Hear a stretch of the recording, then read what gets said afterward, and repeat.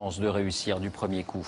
Une nouvelle donne maintenant et un nouveau mouvement de spéculation. Il y a un siècle et demi, c'était la ruée vers l'or en Californie. Aujourd'hui, c'est la ruée mondiale vers le diamant. Les prix s'envolent, portés par la demande chinoise ou indienne. On estime qu'il s'en vendra 2 fois plus d'ici à 2020, mais la production ne suit pas. Qui en profite? On verra ça dans un instant. D'abord, reportage Fanny Stenler, Frédéric Bonne avec nos bureaux à Moscou et à Bruxelles.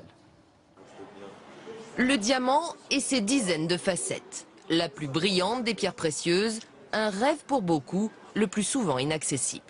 Les diamants, si ça me fait rêver, bien sûr, c'est beau, c'est de l'art, c'est agréable à voir. Ça fait rêver surtout ma fille.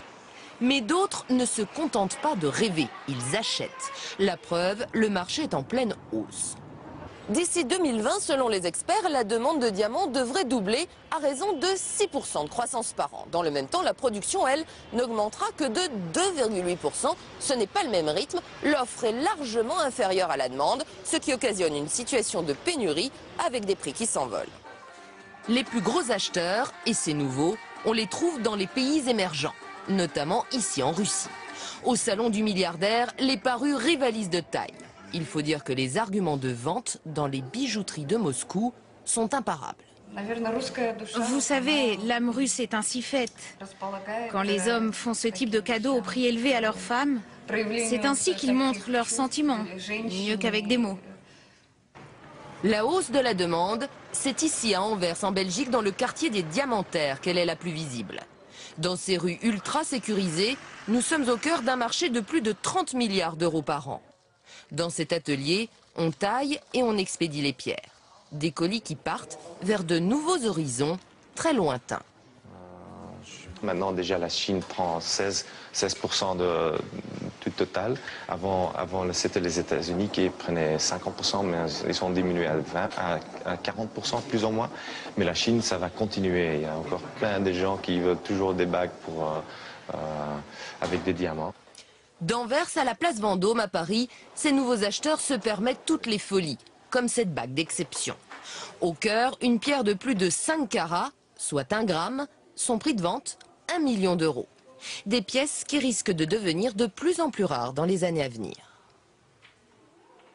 Les marchandises sont de plus en plus difficiles à trouver, car qu'est-ce qui est difficile aujourd'hui à trouver? Ce n'est pas réellement le diamant. C'est le diamant dont nous avons besoin dans notre métier, c'est-à-dire les diamants de très grande qualité. Et aujourd'hui, les joailliers espèrent que de nouveaux gisements seront découverts pour continuer à alimenter le marché. Bonsoir Jean-Paul Chapelle, vous nous avez rejoint. Alors qui profite de cette flambée? Quels sont les pays producteurs de diamants aujourd'hui? Bien, David, cette production de diamants dont la valeur est en train de flamber, c'est une véritable poule aux œufs d'or pour un petit pays, le Botswana, que vous voyez ici au-dessus de l'Afrique du Sud, à lui tout seul, 22% de la production mondiale, suivi de près par la Russie, le Canada et aussi bien sûr l'Afrique du Sud.